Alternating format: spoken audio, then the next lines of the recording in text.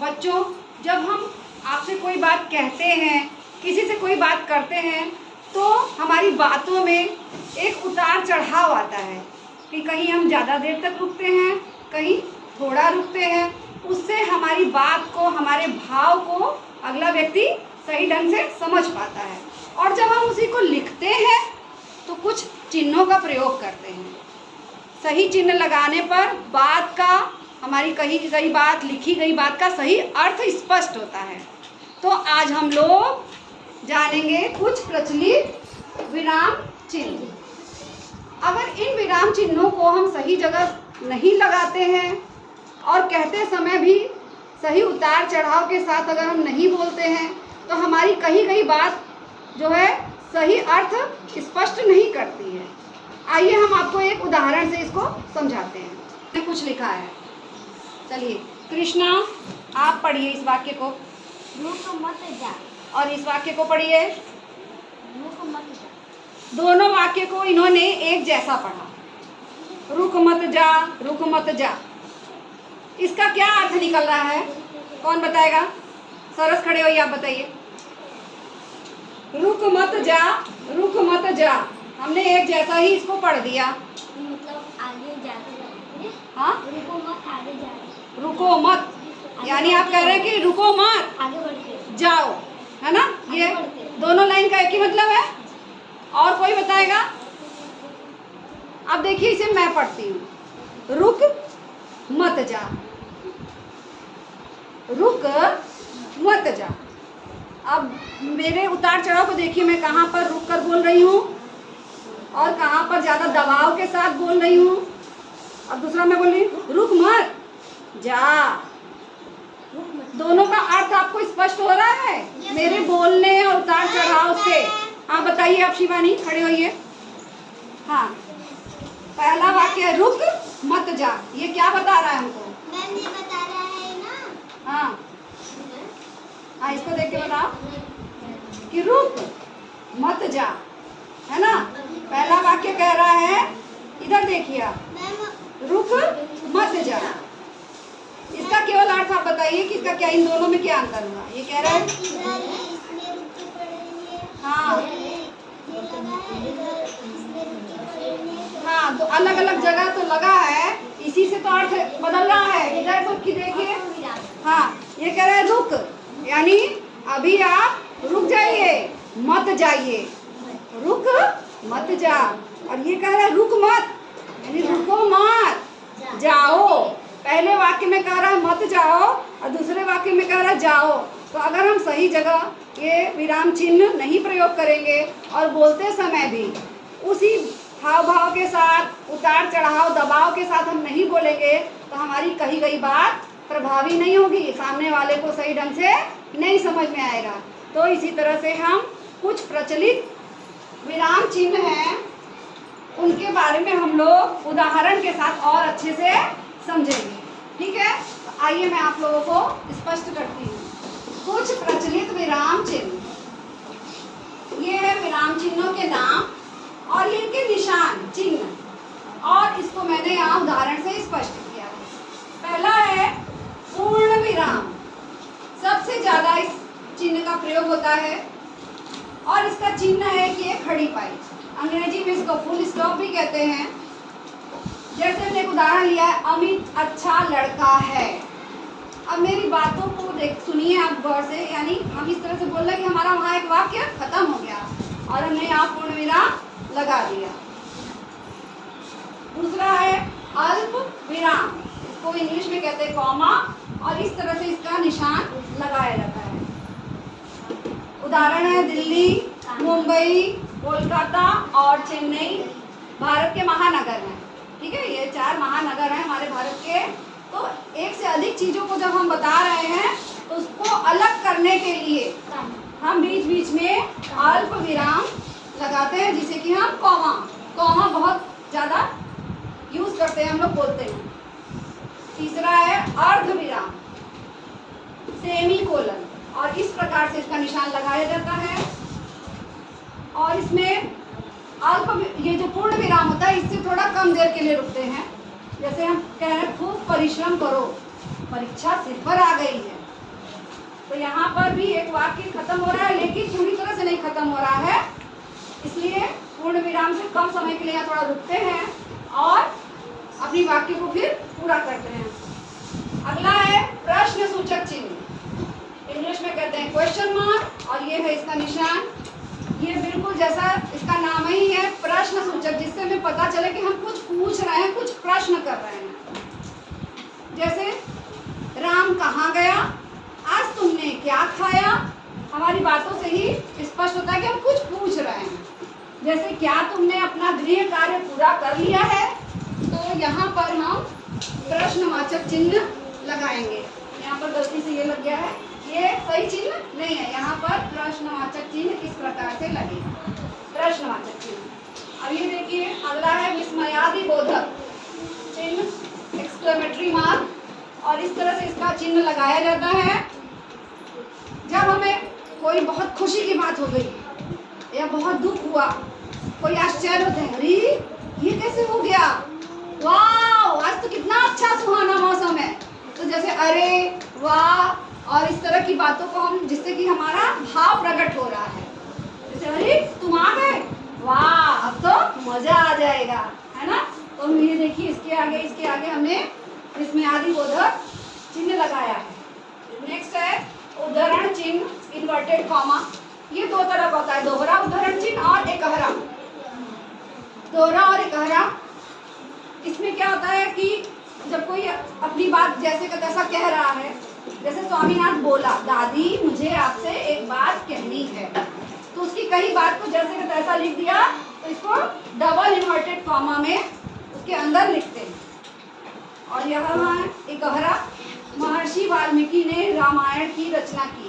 अब ये पुस्तक का नाम है, कोई ये नाम बदल ही नहीं सकता है कोई, जो चीज़ फिक्स है, निश्चित है, तो हमने सिंगल इन्वर्टेड कॉमा में लिखा।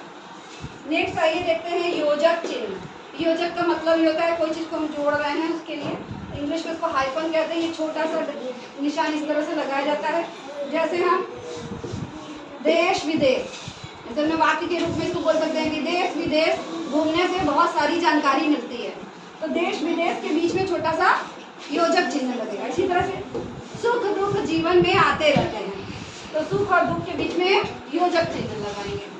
इसी प्रकार से है निर्देशक चिन्ह, इसको इंग्लिश में डैश कहते हैं। ये हाइफन से थोड़ा बड़ा इसका निशान इस तरह से होता है। तुलसीदास का कथन है, इनकी कही गई बात को आगे बढ़ाना है हमें, तो ये डैश लगा दिया और फिर वापस इसी डबल इन्वर्टेड कॉमा में राम की महिमा अपार है, किसी का कथन जो है जो क्या क्यों लिख दिया गया। फिर नेक्स्ट है हंस पद या त्रुटि पूरक चिन्ह। ये बहुत ज्यादा प्रयोग होता है, कभी कभी होता है कि हम लिखते हैं तो कुछ शब्द छूट जाता है, तो हमें उसे पूरा करने के लिए इस तरह का चिन्ह लगा करके और जो शब्द छूटा है हम ऊपर लिख देते हैं। जैसे हमें लिखना था आज मैं बाजार गया, और लिखते समय मेरा बाजार छूट गया ये शब्द, तो मैंने इस तरह से हंस पद या त्रुटि पूरक चिन्ह लगा करके ऊपर लिख दिया कि यहाँ से ही छूटा है हमारा ये शब्द। अब हम पूरा वाक्य पढ़ेंगे, आज मैं बाजार गया। इसको कहते हैं त्रुटि पूरक, यानी जो हमारी त्रुटि यानी गलती हो गई उसको पूरा करने के लिए हम ये निशान लगा करके जो चीज छूटा था वो हमने उसको ऊपर लिख दिया। और ये इस तरह से आप लोग लगा करके लिखते समय कहीं ना कहीं छूट जाता है तो अपना सुधार कर सकते हैं। और ये है विवरण चिन्ह, इस प्रकार से इसका निशान लगाया जाता है। हमें कोई चीज का विवरण डिटेल बताना है तो उसके लिए हम विवरण चिन्ह लगाते हैं, जैसे वनों के निम्न लाभ हैं, फिर उसके बाद इस तरह से हमने विवरण चिन्ह लगा दिया और उसके बाद आप डिटेल पूरा बता दीजिए कि वनों से हमें क्या क्या लाभ है। अब आप लोग बताएंगे उदाहरण में कि किस प्रकार से हम चिन्हों का प्रयोग करेंगे, ठीक है। कोई बताएगा इसमें से कोई एक वाक्य जिससे कि पता चले कि हम उसमें कौन सा चिन्ह लगाएंगे। पूर्ण विराम लगाया हुआ कोई एक वाक्य बोलिए। दिव्या एक लड़की है, तो इसमें हाँ है के बाद पूर्ण विराम लगाएंगे। इससे हमें पता चल रहा है कि हमने एक वाक्य अपना खत्म कर दिया। Very good, well done. अच्छा फिर और बताइए अल्प विराम, कोई ऐसा वाक्य बोलिए जिसमें कि हम अल्प विराम का प्रयोग करें। आप बताइए। जैसे आम, केला, अमरूद, ये सारे फल हैं। बहुत अच्छा। अब इसमें कहाँ कहाँ आम लगाएंगे अल्प विराम? जैसे फलों के बीच में, जैसे जहाँ ढेर सारे फलों के नाम आए या फिर जानवरों के नाम आए, वहाँ पे अल्प विराम से अधिक चीज हम कह रहे हैं। तो जैसे आपने कहा आम, अमरूद, केला, ये सारे फल हैं, तो आम के बाद फिर अमरूद के बाद हम अल्प विराम कॉमा लगाएंगे। एक बहुत ज्यादा आप लोग जो प्रयोग करते हैं प्रश्न सूचक चिन्ह। अब कोई वाक्य बोलिए जिसमें कि आपको समझ में आए कि हमें यहाँ पर प्रश्न सूचक चिन्ह लगाना चाहिए। कौन बच्चा बताएगा? ओके कृष्णा, आप बताइए। जैसे आपका क्या नाम है? आपका क्या नाम है, तो इसमें कौन सा चिन्ह लगाएंगे?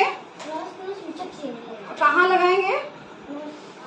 आपका क्या नाम आपका क्या नाम है, ये पूरा वाक्य हो तो है के बाद प्रश्न सूचक चिन्ह लगाएंगे। वेरी गुड, बैठ जाइए। अच्छा, और भी है जैसे विस्मयादिबोधक। विस्मय, बहुत आश्चर्य हो कोई चीज, चाहे खुशी का हो चाहे दुख का हो, तो विस्मयादिबोधक चिन्ह लगाने के लिए आप कोई ऐसा वाक्य बोलिए जिससे कि आपको समझ में आ रहा हो कि यहाँ पर विस्मयादिबोधक चिन्ह लगेगा। कौन बच्चा बताएगा? ओके। आज कितना अच्छा मौसम है। वाह, आज कितना अच्छा मौसम है, तो हम किस जगह लगाएंगे विस्मयादिबोधक चिन्ह? वाह वाह के बाद लगाएंगे। और कितना अच्छा मौसम है उसके बाद पूर्ण विराम, क्योंकि हमारा वाक्य खत्म हो गया। बहुत अच्छा, वेल डन, सिट डाउन। अच्छा, कुछ और भी आप लोग जैसे बहुत ज्यादा यूज होता है योजक चिन्ह। योजक मतलब जोड़ने वाला, जोड़े वाले शब्दों के बीच में प्रयोग करते हैं। कौन बताएगा? आप बताइए। बॉयज आप। पेड़ पौधे, राजा रानी, बीच में लगेगा योजक चिन्ह। हाँ, पेड़ पौधे और राजा रानी, इस तरह से उनके बीच में लगेगा योजक चिन्ह। अच्छा अच्छा, ये बताइए त्रुटि पूरक चिन्ह और ये विवरण चिन्ह। विवरण चिन्ह कहाँ प्रयोग करेंगे? कौन बताएगा? विवरण चिन्ह बताइए, आप भी बताइए। पेड़ पौधों से बहुत लाभ होता है। पेड़ पौधों से बहुत लाभ होता है, इसके बाद फिर हमें उसके बारे में पूरा विवरण डिटेल बताना है, तो बहुत लाभ होता है। इसके बाद हम विवरण चिन्ह लगा देंगे और फिर पूरा पॉइंट लिखेंगे कि क्या क्या लाभ होता है। वेरी गुड, आप लोगों ने बहुत अच्छा बताया है। और इसका और अभ्यास करने के लिए अब हम आप लोगों का जोड़ा बनाएंगे। दो दो लोग ग्रुप बनाएंगे। आप अपने दोस्त को देंगे 3 वाक्य और आपका दोस्त आपको देगा 3 वाक्य, और उसमें कोई चिन्ह नहीं लगाएंगे। आप अपने अनुसार उसको पढ़ के आप लगाइएगा। ओके? अच्छा, ये आपने इनकी कॉपी में 3 वाक्य दे दिया और आप लिख रही हैं। ओके, लिख लीजिए। फिर आप लोग समझ करके सही सही विराम चिन्हों का प्रयोग करेंगे इसमें। आप भी लिखिए। अब वाक्य आपको मिल गए? पढ़िए और बताइए कि हम क्या निशान लगाएंगे। राम बाजार जाता है, इसमें पूर्ण विराम लगेगा। Very good. आपका क्या नाम है, इसमें लगेगा प्रश्नवाचक चिन्ह। वाह वाह, आज क्या मौसम है, इसमें विस्मयादिबोधक चिन्ह लगेगा और लास्ट में पूर्ण विराम लगेगा। बहुत अच्छा, आप बताइए। राम घर जा रहा है, इसमें पूर्ण विराम लगेगा। हाँ, यानी एक वाक्य खत्म हो गया हमारा। तुमने आज क्या क्या पढ़ा, इसमें डैश भी लगेगा। उसको डैश नहीं, योजक चिन्ह बोलते हैं। और ये चिन्ह प्रश्नवाचक चिन्ह। बहुत बढ़िया। केला, आम, अमरूद, संतरा फल है। हाँ, इसमें अल्प विराम लगेगा और पूर्ण विराम लास्ट। वाह, बहुत अच्छा। हम विराम चिन्ह पढ़ते हैं। पूर्ण विराम क्या होता है तुम बताओ। राम खाना खाता है। प्रश्नवाचक चिन्ह तुम बताओ। भारत का राष्ट्रीय खेल क्या है? हाँ, इन्होंने प्रश्न किया कि भारत का राष्ट्रीय खेल क्या। आओ हम आप सबकी मदद करते हैं। ये पहले पढ़िए वाक्य। राम घर जा रहा है पे हमें रुकना है, तो यहाँ पे पूर्ण विराम लगाएंगे। क्या लगाएंगे? पूर्ण विराम। ये पढ़िए अब। तुमने आज क्या क्या पढ़ा है, मतलब ये पूछ सर तुमने आज क्या क्या पढ़ा है? क्या पे मतलब क्या क्या दो बार है तो यहाँ पे लगेगा यूज और पढ़ा है आ जाएगा तो यहाँ पे प्रश्नवाचक चिन्ह लग जाएगा। मतलब प्रश्न पूछ रही हो। हाँ प्रश्न पूछ रहे हैं तो मतलब हम कुछ पूछ रहे हाँ, हैं। हमसे हम कुछ पूछ रहे हैं कि तुमने आज क्या क्या पढ़ा, क्या क्या पढ़ा, तो प्रश्नवाचक चिन्ह लग जाएगा। फिर ये पढ़ो, केले, आम, अमरूद, संतरा, फल है। तो मतलब ये सारे फल एक में हैं तो हमें इन्हें अलग करने के लिए अल्पविराम चिन्ह लगाएंगे ऐसे, और फिर लास्ट में कौन सा चिन्ह लगाएंगे? पूर्ण विराम। हाँ, यानी हमारी बात पूरी खत्म हो गई है। बहुत अच्छा इन्होंने समझाया है। अब आप लोग होमवर्क के लिए तैयार हो जाइए। सभी बच्चे होमवर्क के लिए रेडी हैं? अच्छा, तो होमवर्क में आप लोग ही एक दूसरे को होमवर्क देंगे। 5 वाक्य आप अपने दोस्त को दीजिए, आपका दोस्त आपको देगा।